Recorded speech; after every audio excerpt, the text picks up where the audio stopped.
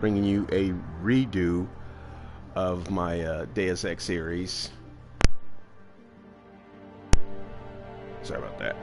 Bringing you a redo of my Deus Ex series because I kind of lost control of my previous playthrough. I got too excited and I just kind of went away from the story. So I got this thing where I like to put my missions in order, either main mission or side mission. So I just completely redid my entire series so that anyone that watches my videos, you can watch them in consecutive order. I just like that way, if you don't intend to buy the game, or if you're on the fence about it, you can watch it mission by mission, that kind of thing. So I had to redo it because I just wasn't feeling it. So let's go ahead and get that started, and we're gonna do Give Me Deus Ex. And we're gonna go with Human Revolution gameplay controls. Advances in biotechnology were helping people improve their physical and mental abilities to an amazing degree. Provided, of course, they had enough money. A new breed of people was emerging, half human, half machine. And in Detroit, at least, not everyone was happy to see it. I'd just landed a job as head of security at Sarif Industries, a cutting-edge biotech firm. David Sarif himself handpicked me for the job. Said he needed me to keep his people safe. My ex, Megan Reed, was one of them. Brilliant neuroscientist, Megan had found a way to make augmentation safe and affordable for everyone. All she had to do was present her research to Congress. But the night before her big meeting, my security measures failed. It's interesting, that part right there, I don't remember it happening like that when I played Human Revolution.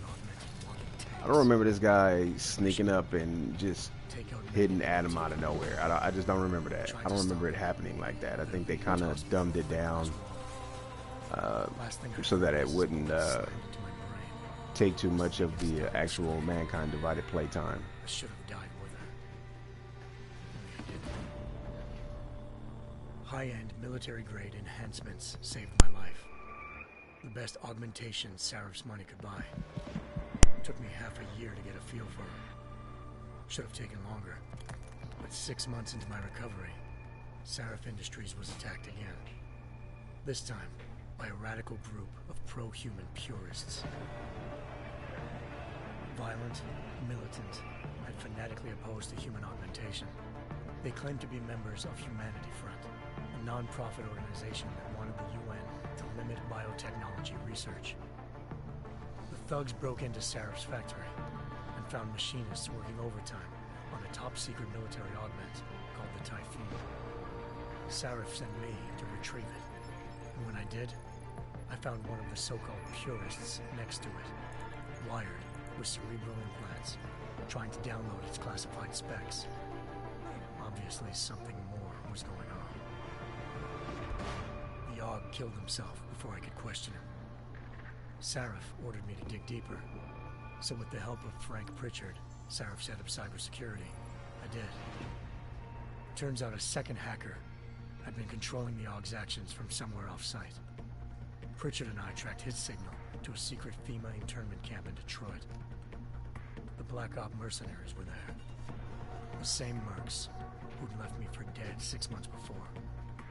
Figured they'd try again when they saw me.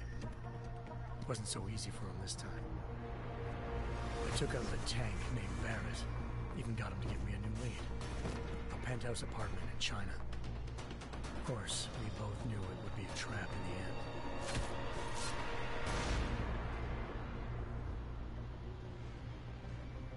Hengsha Island, China.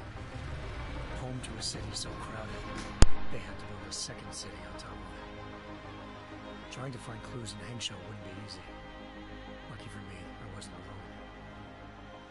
Farida Malik, Sarif Industries' ace pilot, had lived in Hengsha before. A good person to have on your side. She knew enough about the place to get me around. Malik dropped me in the lower city, close to the penthouse Barrett had told me about.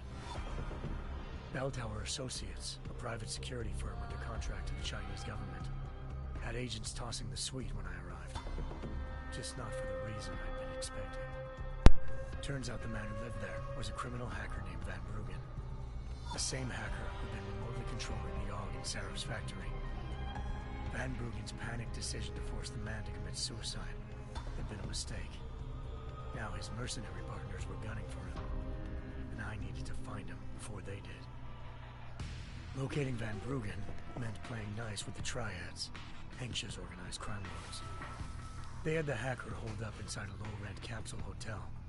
By the time I found him, Van Bruggen had no qualms giving up the woman who hired him. Zhao Yunru, president of the Taiyang Medical Corporation. According to Van Bruggen, Zhao wanted to monopolize the augmentation industry and had hired Black Op mercenaries to destabilize her competition. Seraph Industries was at the top of her list. To prove this, I needed to get inside TYM and grab a surveillance hologram off a server. I suspected Van Bruggen was hiding something when he told me this, but nothing could have prepared me for what I saw. Megan wasn't dead. She and her 4 best researchers had been kidnapped, spirited away somewhere while their kidnappers made it look like they were dead. Desperate to learn more, I confronted Zhao in her penthouse.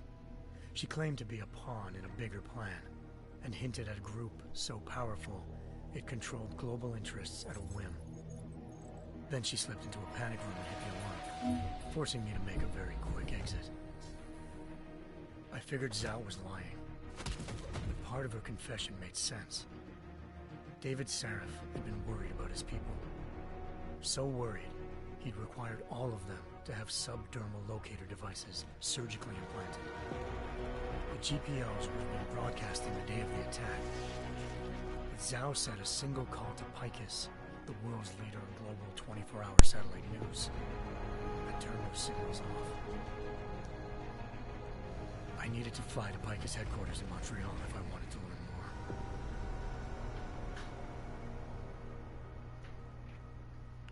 more. Eliza Cassan, Picus Communications' First Lady of News. Malik thought I was reaching when I told her Eliza was involved in this. The world's most famous news anchor, working with a mercenary hit squad. But when I confronted Cassan in her office, she freely admitted to jamming Detroit's satellites the night Megan's team had been taken. Said she's just been following her commands. I suspected she wanted to say more. But Black Op mercenaries showed up looking to shut us both down.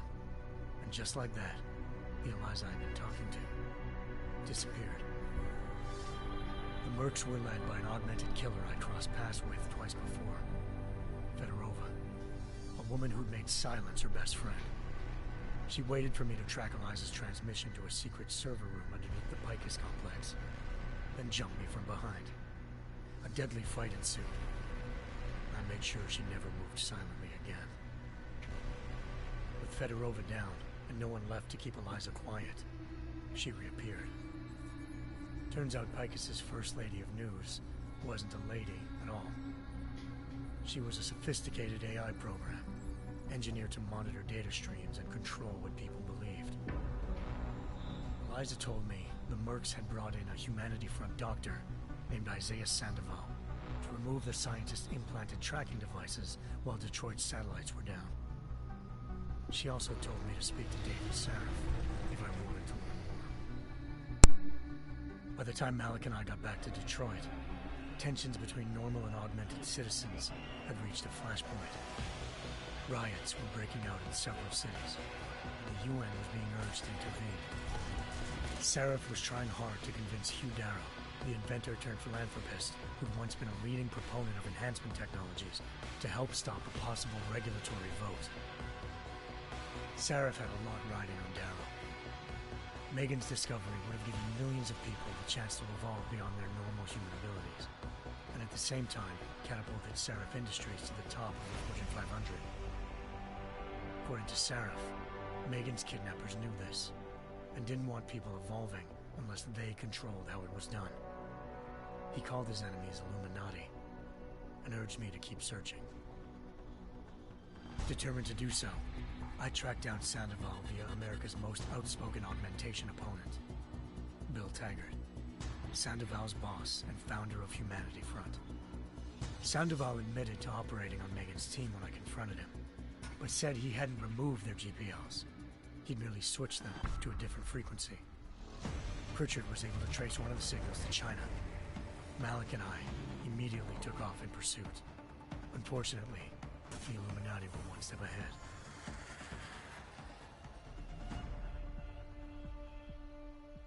Ambushed. Shot out of the sky by Bell Tower Associates, seconds after entering Hengsha's airspace.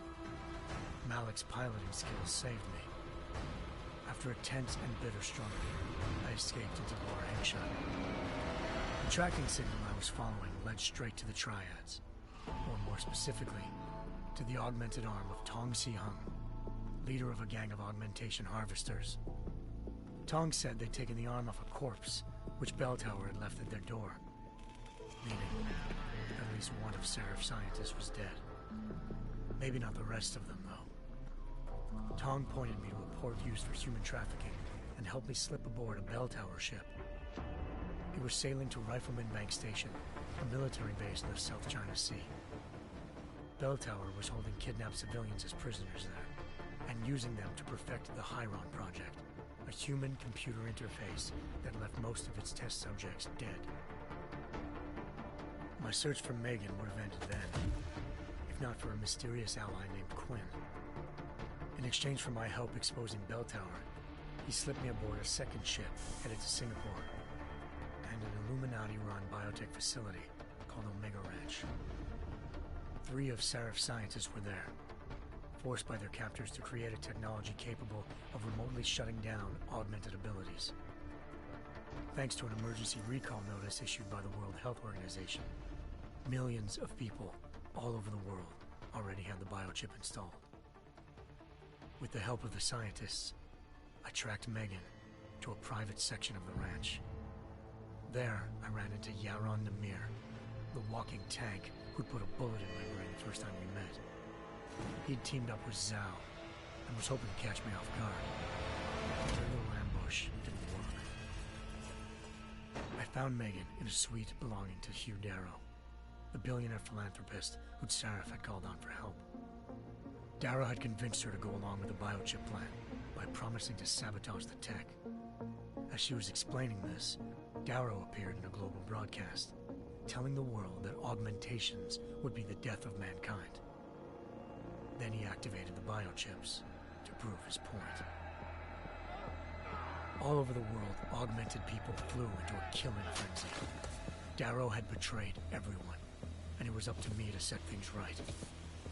To do it, I had to reach Panchaea, a massive installation in the Arctic Ocean. As I raced through corridors built by an all-augmented workforce, I saw death and destruction firsthand. By the time I shut down Darrow's broadcast, I knew the damage he'd done. Still, humanity's future remained unclear. How would the world react to this sabotage?